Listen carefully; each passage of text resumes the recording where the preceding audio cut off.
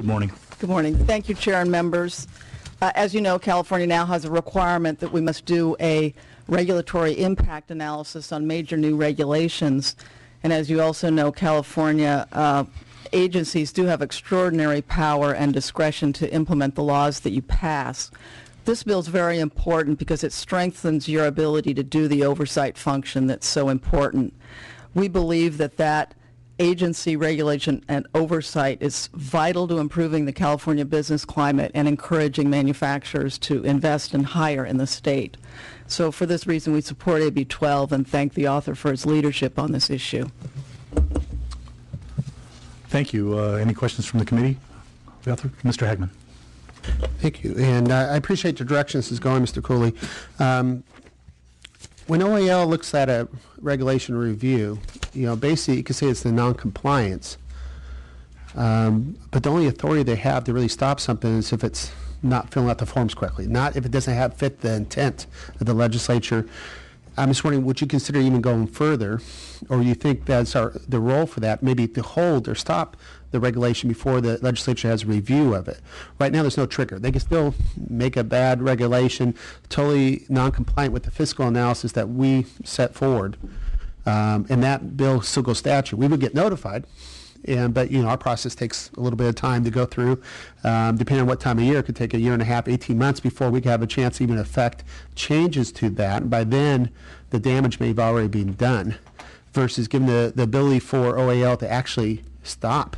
Not to say you're out of compliance, but we're going to actually stop and hold this regulation for legislative review. It's not combined with what the legislative intent was.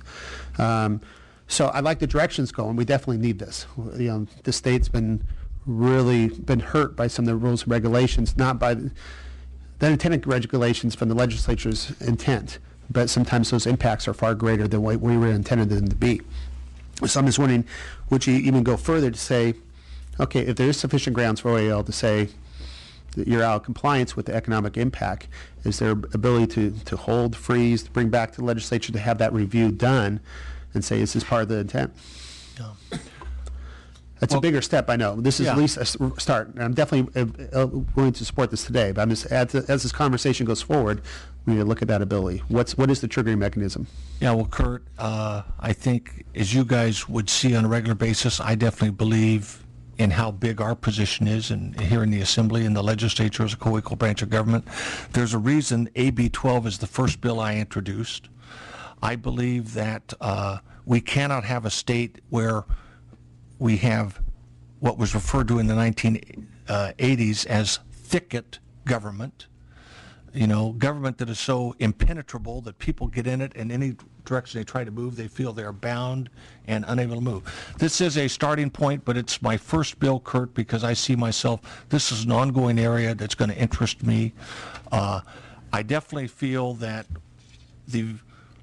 while the substantive part of SB 617 was important in terms of the major reform, major reg, get this study done, this back-end piece of accountability, having the fiscal control agencies, praising agencies which do good economic studies and spanking the ones that do bad ones, and doing it publicly, sort of a Bureau of State Audits model as applied to our agencies doing it, is actually a very important step.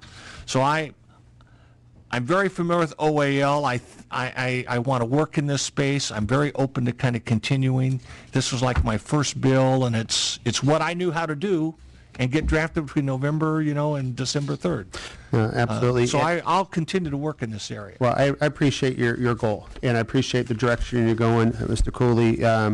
It's very refreshing to see that the legislative branch actually working on behalf of businesses to really promote what the legislative intent is and kind of watching out for it. I would definitely encourage you to keep moving down this path and see where we go, and I'll support your bill today. Thanks, Kurt. Any other questions from the committee of the author? Seeing no other questions, we'll ask the author to close. We have some other support. Oh, other support? Other support for this? Yeah, just be brief. I think we got plenty happening. Yes, if you all can summarize, we have 4 speakers, so. Marty Fisher with the California Chamber of Commerce here in support. Lori Nelson on behalf of the Consumer Specialty Products Association. Any additional transparency and accountability is welcome. We urge your aye vote. Thank you. Tom Jacob on behalf of the Chemical Industry Council of California, similarly, very supportive. Nicola Benson on behalf of the California Asian Pacific Chamber of Commerce, representing 600,000 API businesses statewide in support.